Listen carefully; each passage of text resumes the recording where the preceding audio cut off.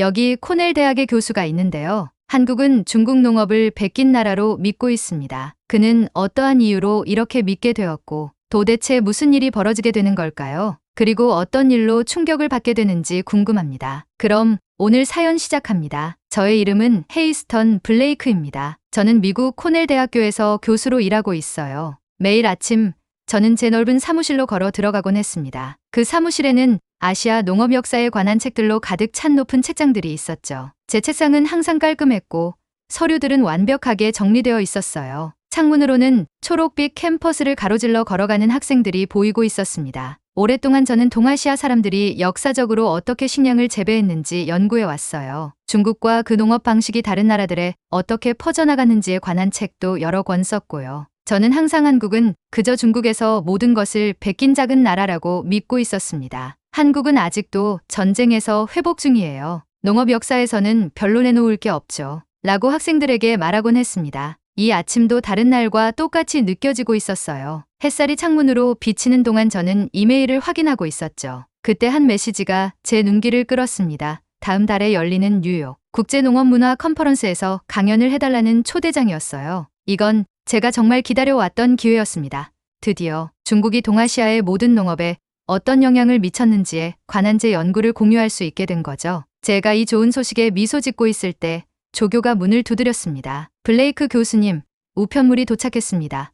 그녀가 말하며 몇 개의 봉투를 제 책상에 올려놓고 있었어요. 평소처럼 오는 편지들 사이에 한국어로 쓰인 두꺼운 패키지가 있었습니다. 서울대학교 로고가 보였죠. 저는 한숨을 쉬며 그것을 열었어요. 한국의 정나윤 교수는 몇 달 동안 자료를 보내오고 있었거든요. 저는 보통 예의상 그냥 대충 훑어보곤 했죠. 결국 한국이 아시아 농업 역사에 대해 저에게 무엇을 가르쳐 줄 수 있겠어요? 하지만 오늘은 제가 서류를 넘기다 보니 무언가가 눈에 띄었습니다. 소롤리 발굴이라고 표시된 고대 도자기 조각들의 컬러 사진이 있었어요. 그 자료에 따르면 이것들은 15,000년이나 된 것이라고 하더군요. 중국에서 발견된 어떤 농기구보다도 훨씬 오래된 것이었습니다. 이게 맞을 리가 없어 저는 혼잣말을 하고 있었어요. 이마에 주름이 잡히면서 상세한 과학 보고서를 읽어 내려갔죠. 거기에는 탄소 연대 측정 결과와 3개의 다른 연구소에서 실시한 DNA 분석이 포함되어 있었습니다. 서류 더미 맨 아래에서 손으로 쓴 메모를 발견했어요. 블레이크 교수님,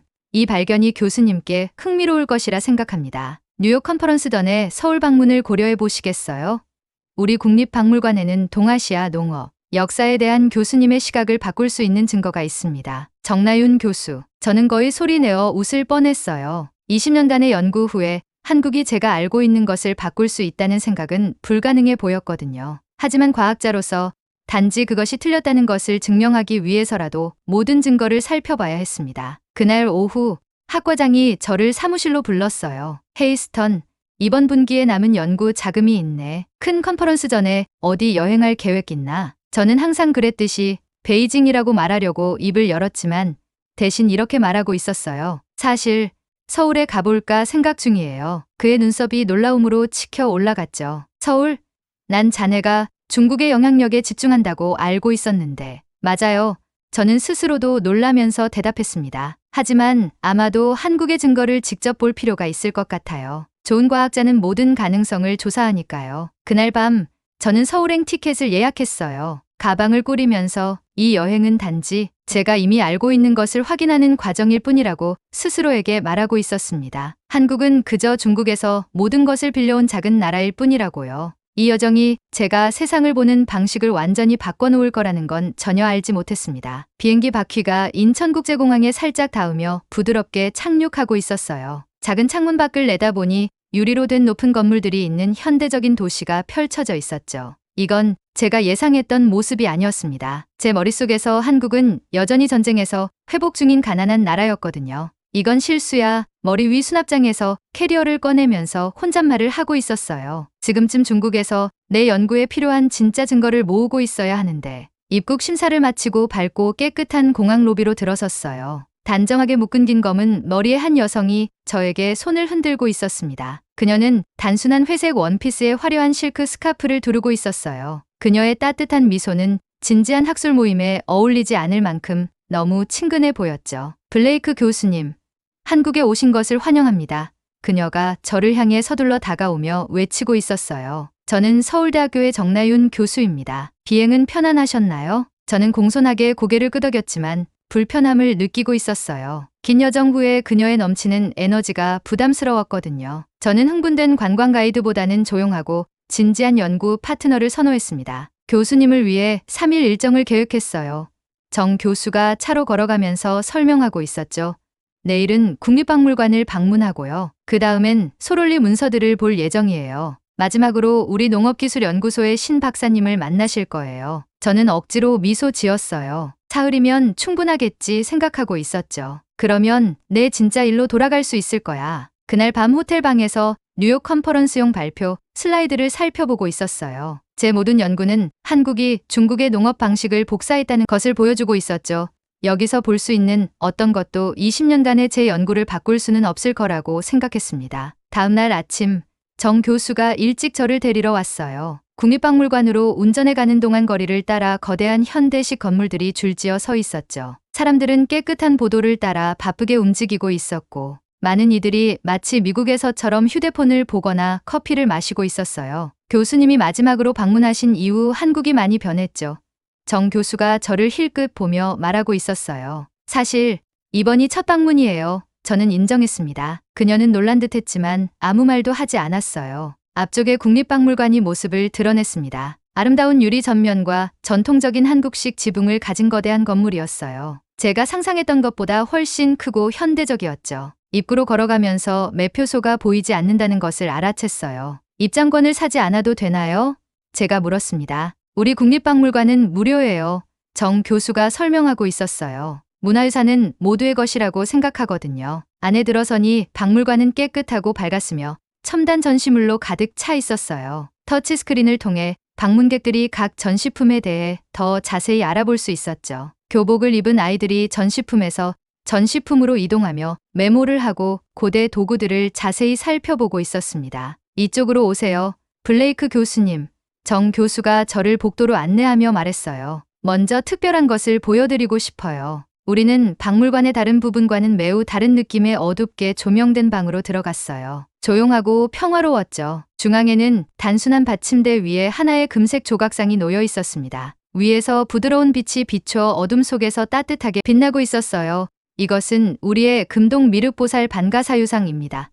정 교수가 속삭이듯 말하고 있었어요. 수백 개의 조각상과 많은 설명을 보여주는 대신 우리는 이 걸작 하나만을 위한 특별한 공간을 만들었어요. 명상의 방이라고 부르죠. 저는 조각상을 바라보며 가만히 서 있었어요. 한쪽 다리를 꼬고 머리를 손에 기댄 채 깊은 생각에 잠긴 모습이었죠. 그 얼굴에는 너무나 평화로운 지혜가 담겨 있어서 시선을 뗄 수가 없었습니다. 몇 분 동안 저는 제 연구와 의심, 그리고 이론에 대한 모든 것을 잊고 있었어요. 우리 두상들은 단순히 사실을 모으는 것이 아니라 조용한 사색에서 진정한 이해가 온다고 믿었어요. 정 교수가 부드럽게 말했습니다. 그녀의 말이 저에게 이상한 방식으로 다가왔어요. 제가 하고 있던 것이 바로 그것 아니었나요?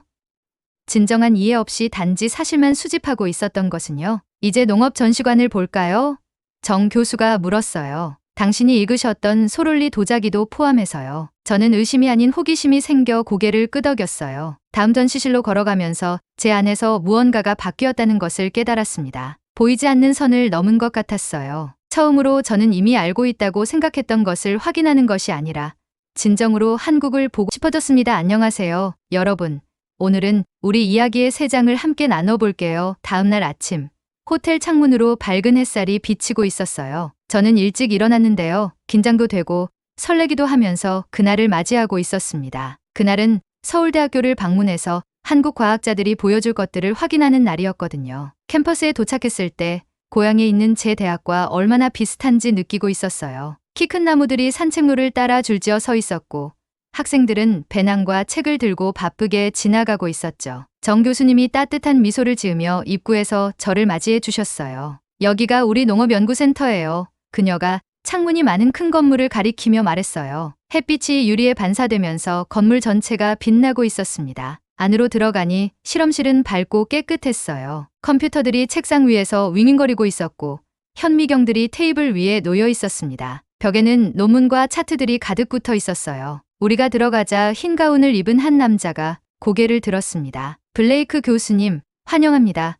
그가 살짝 고개를 숙이며 말했어요. 저는 한국농업기술연구원의 신우진 박사입니다. 저는 바로 신 박사가 정 교수님과는 다르다는 걸 느꼈어요. 정 교수님이 흥분되고 에너지 넘치는 반면 그는 차분하고 신중한 스타일이었거든요. 그는 저와 비슷했어요. 어떤 주장을 하기 전에 사실과 증거를 중요시하는 사람 말이죠. 소롤리 자료들을 준비해 놓았습니다. 신 박사가 말했어요. 그는 테이블 위에 여러 장의 큰 사진들을 펼쳤는데요. 작은 도자기 조각들에 아주 작은 흔적들이 있는 사진이었어요. 저는 더 잘 보기 위해 가까이 몸을 숙이고 있었죠. 이 도자기 조각들은 소롤리에서 발견됐어요. 그가 설명했습니다. 탄소연대 측정법으로 얼마나 오래됐는지 알아냈는데 15,000년이나 된 것들이에요. 제 눈이 커졌어요. 만약 이게 사실이라면 이 도자기 조각들은 중국에서 발견된 어떤 농기구보다 훨씬 오래된 것이었거든요. 이건 제가 알고 있던 모든 것을 바꿀 수도 있는 일이었어요. 연대에 대해 어떻게 그렇게 확신하실 수 있나요? 저는 목소리를 안정시키려고 노력하며 물었어요. 신 박사는 마치 이 질문을 예상했다는 듯이 고개를 끄덕였어요. 그는 두꺼운 폴더를 열고 3개의 다른 실험실 한국, 독일, 미국의 실험실에서 나온 검사 결과를 보여주고 있었습니다. 3 실험실 모두 같은 연대를 확인했어요. 그가 말했습니다. 도자기 안에서 고대 쌀알도 발견했고요. 그 후 몇 시간 동안 신 박사는 더 많은 증거를 보여주고 있었어요. 그는 한국 농업 방법에 대한 꼼꼼한 메모, 명확한 사진, 과학적 데이터를 가지고 있었죠. 저는 질문을 시작했어요. 단순한 도전이 아닌 진짜 궁금한 질문들이었어요. 처음으로 저는 한국의 농업 역사에 대해 진정으로 호기심을 느끼고 있었습니다. 배에서 꼬르륵 소리가 나서 이미 점심시간이 됐다는 걸 알았어요. 식사 후 정 교수님은 저를 지도와 도표로 가득한 큰 테이블이 있는 다른 방으로 데려갔습니다. 이것들은 우리의 전통적인 계단식 논을 보여주는 거예요. 그녀가 말했어요. 한국은 산이 많기 때문에 우리 조상들은 언덕 경사면에 계단 같은 논을 만들었어요. 이 방법은 중국의 평지 농사법과는 다른 거죠. 저는 그 도표들을 보면서 이 설계가 얼마나 똑똑한지 놀라고 있었어요. 한국 농부들은 제가 한 번도 연구해 본 적 없는 방식으로 산악 지형에 적응했던 거예요. 저는 지도를 부드럽게 만지며 손가락으로 계단식 논의 윤곽을 따라가고 있었습니다. 우리는 특별한 발효 방법도 가지고 있어요. 정 교수님이 계속해서 말했어요. 그녀는 큰 도자기 항아리들의 사진을 보여주고 있었죠. 이 김치 항아리들은 한국에만 존재하는 특정 박테리아를 사용해요. 신 박사의 팀이 그 DNA를 연구했어요. 신 박사가 고개를 끄덕였어요. 우리 발효 식품의 미생물들은 독특한 유전적 패턴을 가지고 있어요. 중국 발효 생물학과는 다른 거죠. 저는 노트북에 페이지마다 모든 것을 적고 있었어요. 제가 수년간 믿어왔던 것들과 반대되는 새로운 정보로 머리가 어지러울 정도였죠. 태양이 하늘을 가로질러 움직이면서 제가 계속 배우는 동안 실험실의 오후 빛이 변하고 있었습니다. 하루가 끝나갈 무렵 정 교수님이 제 관심을 끄는 이야기를 했어요. 중국의 천류 교수가 뉴욕 컨퍼런스에 올 거예요. 그녀가 말했어요. 그는 항상 한국 농업 방식이 중국에서 왔다고 주장하죠. 저는 천류를 잘 알고 있었어요. 우리는 여러 번 함께 일했고 저는 항상 중국의 영향력에 대한 그의 이론에 동의해 왔었죠. 그는 작년 베이징 회의에서 매우 무례했어요. 신 박사가 조용히 덧붙였습니다. 우리 연구가 정치적 동기가 있는 거지 과학적이지 않다고 말했어요. 우리 증거는 보지도 않았죠. 저는 부끄러움으로 얼굴이 뜨거워지는 걸 느꼈어요. 그게 제가 정확히 하고 있던 일이 아니었나요? 한국 연구를 제대로 검토해보지도 않고 무시하고 있었던 거죠. 블레이크 교수님, 신 박사가 말했어요. 컨퍼런스를 위해 뭔가 공유해도 될까요? 그는 저에게 태블릿 컴퓨터를 건네주고 있었습니다. 이건 소롤리 도자기의 전자현미경 이미지예요. 연대와 독특한 구성을 명확하게 보여주고 있어요. 저는 태블릿을 받으면서 진실을 찾는 여정에서 동맹자를 발견했다는 것을 갑자기 깨달았어요. 정 교수님과 신 박사는 단지 자기 나라를 홍보하려는 게 아니라 진짜 증거를 보여주는 진지한 과학자들이었던 거죠. 그날 밤 호텔 방에서 도시의 불빛이 창밖에서 반짝이고 있었어요. 저는 노트북을 열고 제 컨퍼런스 발표를 보았습니다. 한국이 주변부 국가이며 차용된 농업 방법을 가지고 있다는 슬라이드들이 이제는 잘못되고 불공정하게 느껴졌어요. 저는 그 모든 것을 지우고 새로 시작했어요. 제가 배운 새로운 정보들을 추가하면서요. 몇 시간 동안 저는 완전히 다른 발표를 준비하고 있었습니다. 과학적 증거에 기반한 한국의 독특한 농업 역사를 보여주는 발표였죠. 작업을 하면서 저 자신도 변하고 있다는 걸 깨달았어요. 제가 겪은 시험들이 제 생각을 변화시켰던 거죠. 저는 더 이상 모든 답을 가지고 서울에 도착했던 그 교수가 아니었어요. 이제 저는 새로운 질문들, 새로운 동맹자들, 그리고 역사에 대한 새로운 이해를 가지게 됐습니다. 저는 노트북을 닫고 서울의 스카이라인을 바라보고 있었어요. 내일은 더 많은 발견들이 있겠지만 오늘 밤은 휴식이 필요했죠. 잠이 들면서 고대 도자기와 계단식 논의 이미지들이 제 꿈을 가득 채우고 있었습니다. 일주일 후 저는 뉴욕 컨벤션 센터의 거대한 공간에 서 있었어요. 방 안은 전 세계에서 온 교수들과 연구자들로 가득 차 있었죠. 천장에는 큰 화면들이 걸려 있었고 의자들은 나무 무대를 향해 줄지어 놓여 있었습니다. 제 심장은 태블릿 컴퓨터를 마지막으로 확인하는 동안 빠르게 뛰고 있었어요. 한국에서 가져온 모든 증거들이 보여줄 준비가 되어 있었죠. 저는 앞쪽 자리에 앉았어요. 정 교수님과 신 박사님이 이 중요한 날을 위해 한국에서 날아와 제 옆에 앉아 있었습니다. 우리는 이메일을 통해 함께 이 순간을 준비해 왔었죠. 천류 교수님이 먼저 발표하실 거예요. 정 교수님이 속삭이고 있었어요. 그 다음 차례가 되면 준비되셨나요? 저는 입이 마르는 느낌이었지만 고개를 끄덕였어요. 제가 곧 하려는 일은 방 안의 모든 사람들을 놀라게 할 터였습니다. 특히 제가 그의 모든 생각에 동의한다고 생각했던 천류 교수를요. 조명이 어두워지고 천류 교수가 자신감 있게 무대 위로 걸어 나왔어요. 그는 키가 크고 완벽하게 빗어 넘긴 머리에 비싼 정장을 입고 있었죠. 그의 발표는 중국 농업 방식이 아시아 전역에 어떻게 퍼졌는지 보여주는 아름다운 지도들로 시작되고 있었습니다. 중국의 9,000년 된 쌀 화석들이 우리가 농업을 가장 먼저 발전시켰다는 것을 증명합니다. 그가 화려한 슬라이드를 가리키며 설명하고 있었어요. 특히 한국을 포함한 다른 모든 아시아 국가들은 단순히 우리의 발전된 방식을 복사했을 뿐입니다. 청중들 사이에서 고개를 끄덕이는 모습이 보이고 있었어요. 수년간 저도 같은 것을 믿어왔었죠. 그때 천류 교수가 한국 사진이 있는 슬라이드를 보여주고 있었어요. 이 작은 반도는 자체적인 중요한 농업 역사가 없습니다.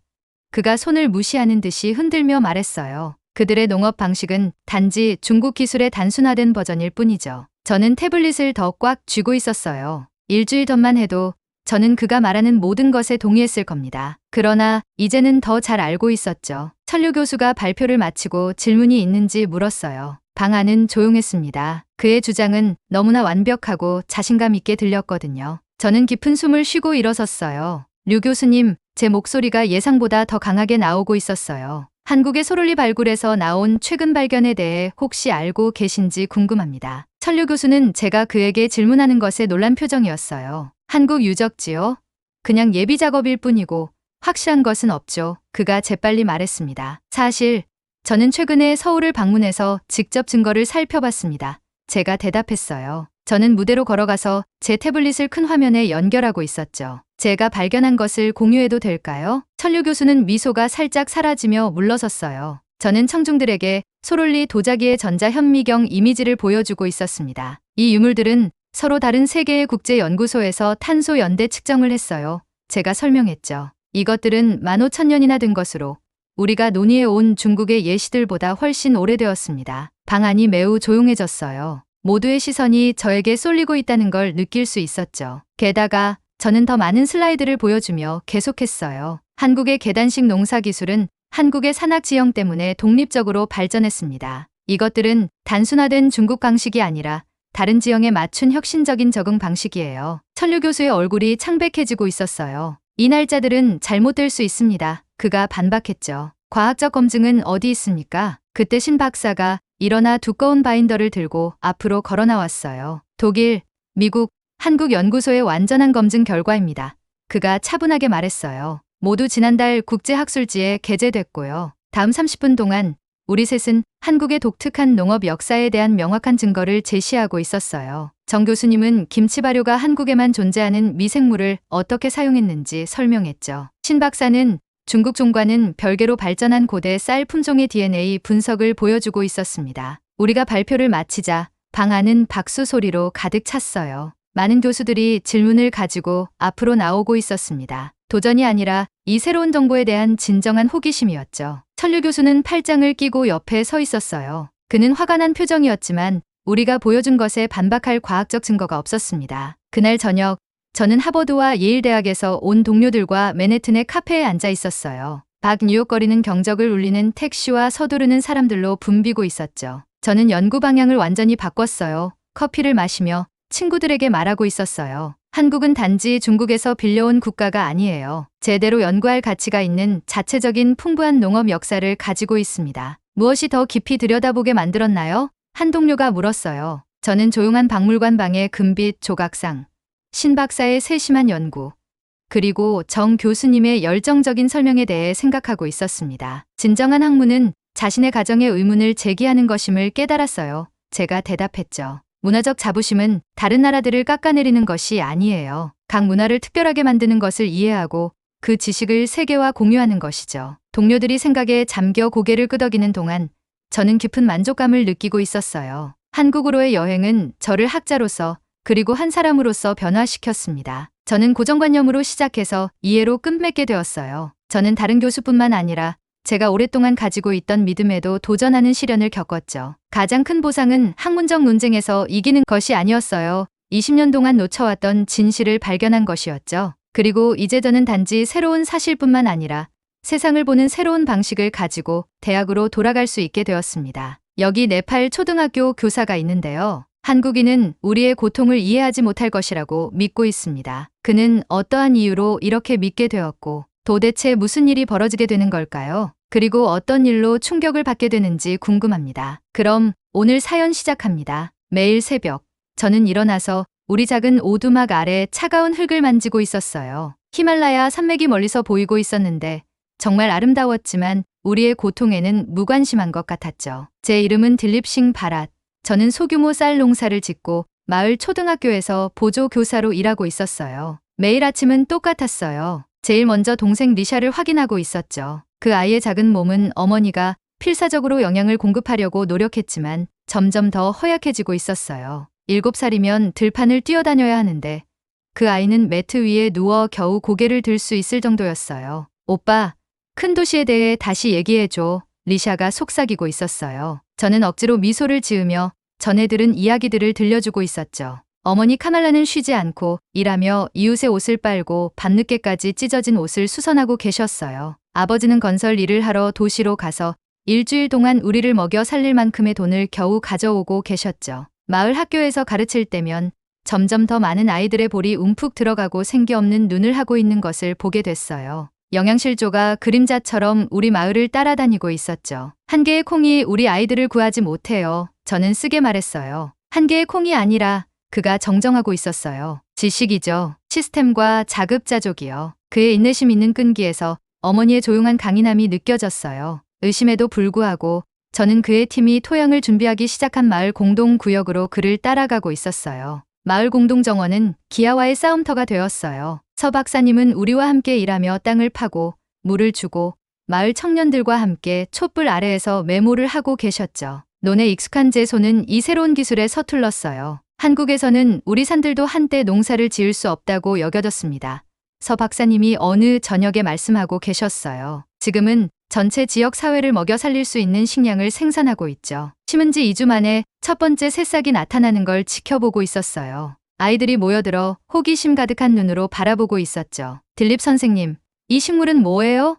아이들이 묻고 있었는데 저는 대답할 수 없었어요. 그 무지함이 저를 부끄럽게 했죠. 서 박사님은 단지 씨앗만 심은 게 아니었어요. 지식을 심고 계셨던 거죠. 그는 우리에게 이런 것들을 가르쳐 주고 있었어요. 일부 마을 사람들, 특히 전통적인 방식에 익숙한 노인 농부들은 여전히 의심하고 있었어요. 이건 오래가지 못할 거야. 그들이 중얼거리고 있었죠. 한국인들이 떠나면 모든 것이 원래대로 돌아갈 거야. 그들의 의심이 제 의심도 키웠지만 매일 아침 콩이 더 높이 자라는 것을 볼 때마다 제 안에서도 뭔가가 자라고 있었어요. 인정하기 두려운 작은 희망이었죠. 첫 번째 도전은 곤충들이 우리 식물을 공격했을 때 찾아왔어요. 저는 포기할 준비가 되어 있었지만 서 박사님은 지역 약초로 자연 방충제를 만드는 법을 보여주셨어요. 우리는 밤새도록 일하며 각 식물에 혼합물을 바르고 있었죠. 실수와 좌절은 성공으로 가는 징검다리입니다.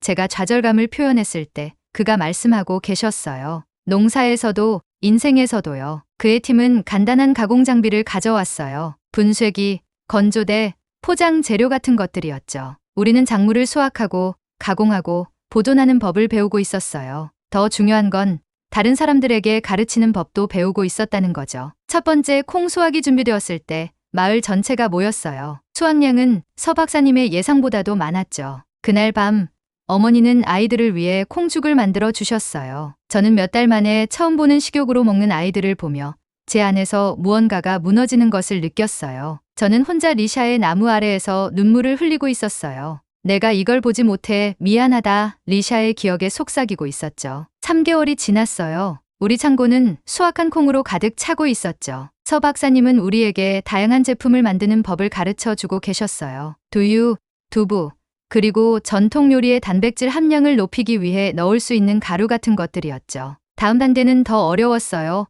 마케팅과 유통이었죠. 서 박사님은 우리를 인근 마을의 시장과 연결해주고 협상 기술과 공정한 가격 책정 전략을 가르쳐 주고 계셨어요. 저는 제 자신도 놀랄 정도로 비즈니스에 재능이 있다는 것을 발견했어요. 최종 시험은 서 박사님이 그의 팀이 다른 마을로 떠나야 한다고 발표했을 때 찾아왔어요. 우리 사이에서 공포감이 일어나고 있었죠. 당신 없이 어떻게 계속할 수 있을까요? 누군가 묻고 있었어요. 서 박사님은 미소를 지으며 말씀하셨어요. 여러분은 더 이상 우리가 필요하지 않습니다. 지식과 기술이 있고 가장 중요한 건 서로가 있으니까요. 그날 밤 저는 잠을 이룰 수 없었어요. 회의론자들이 맞다면 어떨까? 그들이 떠나면 모든 것이 무너질까? 새벽에 저는 우리 마을에서 가장 높은 곳에 올라가 해가 변화된 우리 들판을 비추는 모습을 지켜보고 있었어요. 우리가 배운 모든 것을 생각하고 있었죠. 단지 농업에 관한 것뿐만 아니라 적응력, 회복력, 그리고 협력에 관한 것들이었어요. 마을로 돌아왔을 때 저는 서 박사님과 함께 일했던 젊은 농부들을 모았어요. 한국인들은 단지 콩만 가져온 게 아니에요. 그들에게 말하고 있었죠. 그들은 희망을 가져왔어요. 그리고 희망은 그들이 떠나도 사라지지 않아요. 그들의 마지막 날, 우리 마을은 축하 행사를 열었어요. 한때는 간신히 걸을 수 있었던 아이들이 이제는 에너지 넘치게 들판을 뛰어다니고 있었죠. 어머니는 우리의 수확물로 만든 요리를 대접하며 자랑스러움으로 눈을 빛내고 계셨어요. 서 박사님께 감사를 표하려고 다가갔을 때 말이 나오지 않았어요. 제가 한국인에 대해 오해하고 있었어요. 마침내 말할 수 있었죠. 많은 것들에 대해 오해하고 있었어요. 그는 제 손을 잡고 있었어요. 우리 모두 극복해야 할 오해가 있습니다. 한국에서도 많은 사람들이 이런 먼 마을들은 도울 수 없다고 생각했어요. 우리 모두 서로에게서 배웠습니다. 그들의 지프차가 산길을 따라 사라질 때 저는 마을 사람들과 함께 서서 우리가 함께 만든 것을 바라보고 있었어요. 회의론자들은 조용해졌고 다음 시즌의 작물에 대해 논의하는 계획자들로 대체되고 있었죠. 그날 저녁 저는 이제 번성하는 콩 식물들로 둘러싸인 리샤의 나무로 혼자 걸어가고 있었어요. 약속했잖아, 여동생아. 거친 나무 껍질을 만지며 속삭이고 있었죠. 더 이상 너처럼 고통받는 아이들은 없을 거야. 서 박사님이 심은 건 콩만이 아니었어. 가능성이었지. 그리고 난 그것이 계속 자라도록 할 거야. 어두워지는 하늘을 배경으로 따뜻하게 빛나는 불빛이 있는 우리 마을을 돌아보고 있었어요. 히말라야 봉우리들은 항상 그랬던 것처럼 서 있었지만 더 이상 무관심해 보이지 않았어요. 그들은 우리의 변화를 지켜보고 있었죠. 단지 우리 밭의 변화가 아니라 우리의 마음과 생각의 변화를요. 여정은 끝나지 않았어요. 많은 면에서 이제 막 시작되고 있었죠. 하지만 이제 저는 편견 대신 지식을, 절망 대신 희망을 가지고 나아가고 있었어요. 그리고 진정한 변화는 하나의 작은 씨앗으로 시작된다는 것을 이해하고 있었죠. 그것이 콩이든 아이디어든 말이에요. 여하튼 사연을 보내주신 헤이스턴 블레이크 교수에게 감사드립니다. 네, 그럼 오늘 사연 어떻게 들으셨나요? 오늘 사연이 재미있으셨다면 구독과 좋아요, 그리고 알림 설정까지 부탁드리고요. 지금까지 저는 사연 읽어드리는 감동사연의 외 미연이었습니다. 끝까지 시청해주신 모든 분들 고맙습니다. 더 좋은 영상으로 다시 찾아뵐게요. 감사합니다.